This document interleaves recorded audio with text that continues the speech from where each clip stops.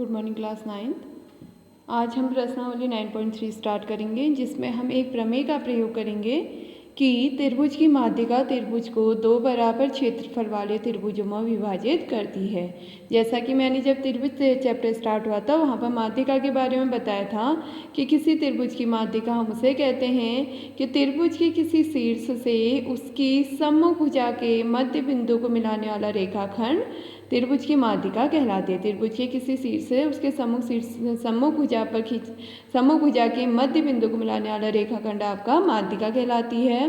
तो ये माध्यिका है AE, तो ई BC का मध्य बिंदु होगा, यानी EC और BE क्या होंगे आपस में बराबर। तो हमने यहाँ पर ये प्रमेय यूज़ करना है, यदि किसी त्रिभुज ABC की माध्यिका AE है तो इसका मतलब है ये AE ने इस त्रिभुज को दो त्रिभुजों में विभाजित किया, ABE और AEC, तो इनके क्षेत्रफल आपस में बराबर होते हैं, ये प्रमेय। तो इससे रिलेटेड अब देखिए, जैसे हमने एक रेखा ली, ये 10 सेंटीमीटर की है। अगर एक बिंदु E है जो इसे समद्विभाजित कर रही है, मीन्स 5 सेंटीमीटर और 5 सेंटीमीटर, यानी जो एक भाग होता है रेखा का वो पूरी लंबाई का क्या होता है, आधा होता है।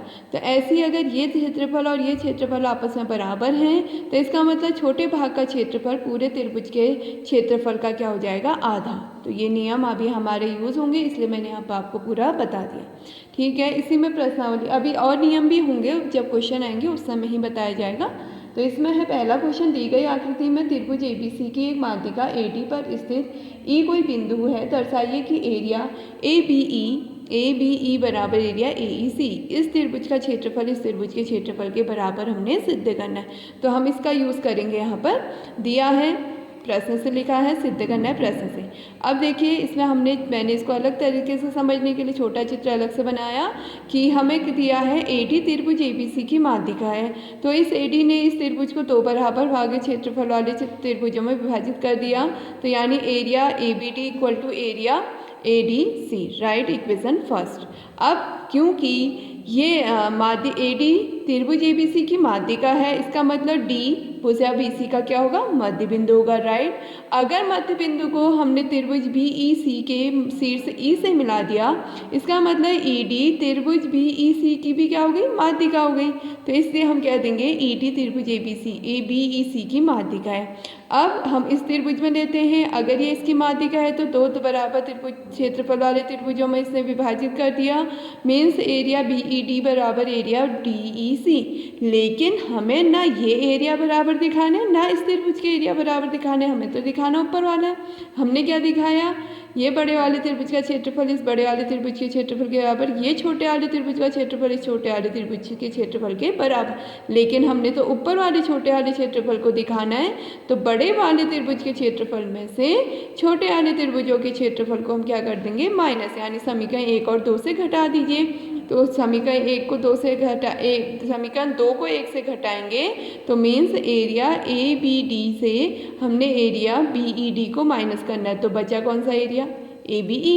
तो ऐसे ही इधर वाले में क्या बच जाएगा, AEC। तो ये एरिया आपके क्या हो जाएंगे, आपके यहाँ पर बराबर सिद्ध हो जाएंगे। ठीक है, इसी में सेकंड क्वेश्चन है, त्रिभुज ABC में E माध्यिका AD का मध्य बिंदु है। ये AD तो पहले त्रिभुज ABC की माध्यिका है, यानी D भुजा BC का मध्य बिंदु है, और E इस माध्यिका का मध्य बिंदु है। ठीक है, तो हमें यहाँ पर सिद्ध करना है एरिया BED, ये छोटे वाले का एरिया पूरे त्रिभुज के 1/4 के बराबर होता है। तो इसके लिए फिर हम वही नियम लागू करेंगे कि त्रिभुज की माध्यिका त्रिभुज के दो बराबर क्षेत्रफल वाले त्रिभुजों में विभाजित करती है। सबसे पहले हमने बड़ा त्रिभुज ले लिया, त्रिभुज ABC में AD त्रिभुज ABC की माध्यिका है, क्योंकि हमने आंसर में ABC लाना है, तो हम क्या लिख सकते हैं, area ABD is equal to area ADC is equal to area half of area ABC। ये अभी मैंने आपको लिखना सिखाया था स्टार्टिंग में। फिर क्योंकि हमें ये कहा गया है कि EAD का मध्य बिंदु है, मीन्स त्रिभुज ABD में E भुजा AD का मध्य बिंदु है, तो इसलिए BE त्रिभुज ABC की क्या हो जाए, ABD की क्या हो जाएगी, माध्यिका। तो माध्यिका है तो ये फिर से area ABE equal to area BED equal to ये पूरे त्रिभुज का एरिया का क्या हो जाएगा, आधा। ठीक है, अब देखिए 1 और 2 से हमें आंसर में एक तो एरिया BED लाना है, दूसरा एरिया हमें ABC लेके आना है। तो क्या हम समीकरण 1 से ABD की वैल्यू को हाफ ऑफ एरिया ABC लिख सकते हैं? लिख सकते हैं। यहाँ से इसका मान हमने समीकरण 2 में रख दिया, तो समीकरण 1 और 2 से हमने यहाँ पर सिद्ध करिया area BED equal to 1/4 area ABC। अब इसी में आपका अगला क्वेश्चन है थर्ड। इसमें आपसे कहा गया है दर्शाइए कि समांतर चतुर्भुज के दोनों विकर्णों से बराबर क्षेत्रफलों वाले 4 त्रिभुजों में विभाजित करते हैं। जैसा कि हमें एक समांतर चतुर्भुज ABCD दिया है जिसके विकर्ण AC और BD एक दूसरे को O पर प्रतिच्छेद कर रहे हैं, तो इनके विकर्ण ने इस समांतर चतुर्भुज को 4 छोटे त्रिभुजों में विभाजित कर दिया, AOD, COD, BOC, AOB। तो इनके क्षेत्रफल हमें बराबर दिखाने हैं, प्रश्न में ऐसा हमसे कहा गया है। तो इसके लिए क्या है, तो हम क्या कह सकते हैं, हम जानते हैं समांतर चतुर्भुज के बारे में जब मैंने आपको बताया था वहाँ मैंने एक गुणधर्म बताया था कि जो समांतर चतुर्भुज के विकर्ण होते हैं वो एक दूसरे को समद्विभाजित करते हैं। समद्विभाजित करने का मतलब 2 बराबर भागों में विभाजित करना, मीन्स DB को OB और OD बराबर भागों में विभाजित करेगा तो OBD का मध्य बिंदु हो गया। ऐसी AC को O 2 बराबर भागों AO और OC में विभाजित कर रहा है तो OAC का भी क्या हो गया, मध्य बिंदु हो गया। तो हम जानते हैं समद्विभाजित करते हैं, इसलिए समांतर चतुर्भुज ABCD के विकर्ण AC और BD एक दूसरे को बिंदुओं पर समद्विभाजित करते हैं। इसका मतलब OAC और BD दोनों का क्या हो गया, मध्य बिंदु है। अब मध्य बिंदु है तो हम एक एक करके लेते हैं। त्रिभुज ABD, त्रिभुज ABD OBD का मध्य बिंदु है जिसे हमने उसके सम्मुख शीर्ष O से मिला दिया। इसका मतलब AO त्रिभुज ABD की क्या हो गई, माध्यिका हो गई।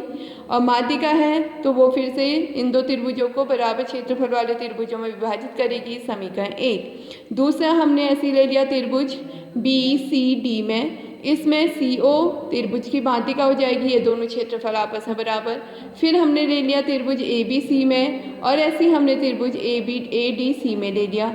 ABC में आपकी माध्यिका BO हो जाएगी और इसमें DO हो जाएगी। तो हमने देखो सबसे पहले इन 2 क्षेत्रफलों को बराबर किया, सेकंड इक्वेशन में इन 2 क्षेत्रफल को बराबर किया, थर्ड में इन 2 को बराबर कर दिया, फोर्थ में इन 2 को। तो समीकरण 1, 2, 3, 4 से आपके ये त्रिभुजों के क्षेत्रफल आपस में क्या हो जाएंगे, बराबर। तो समीकरण 3, 4 हमने यहाँ पर बनाई जिससे कि इनके एरिया आपस में क्या हो गए, बराबर आ गए। अब इसी में आपका फोर्थ क्वेश्चन है, दी गई आकृति, यहाँ पर एक आकृति आपको दी गई है और जिसमें त्रिभुज ABC और ABD एक ही आधार AB पर बने 2 त्रिभुज हैं। यदि रेखाखंड CD रेखाखंड AB से बिंदु O पर समद्विभाजित करता है, मीन्स जो AB रेखाखंड है वो CD को समद्विभाजित कर रहा है O पर, मीन्स CO और DO आपस में क्या होंगे, बराबर। इसका मतलब OCD का क्या हो गया, मध्य बिंदु। अगर OCD का मध्य बिंदु है तो AO त्रिभुज ACD की माध्यिका होगी, OCD का मध्य बिंदु है तो BCD की माध्यिका क्या हो जाएगी, OB। तो हमने कहा OCD का मध्य बिंदु है, इसलिए AO और त्रिभुज ACD और BO त्रिभुज BCD की क्या हो जाएंगी, माध्यिकाएं होंगी।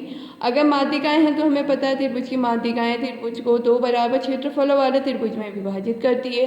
तो इसका मतलब हम सबसे पहले त्रिभुज AOC में ले लेते हैं।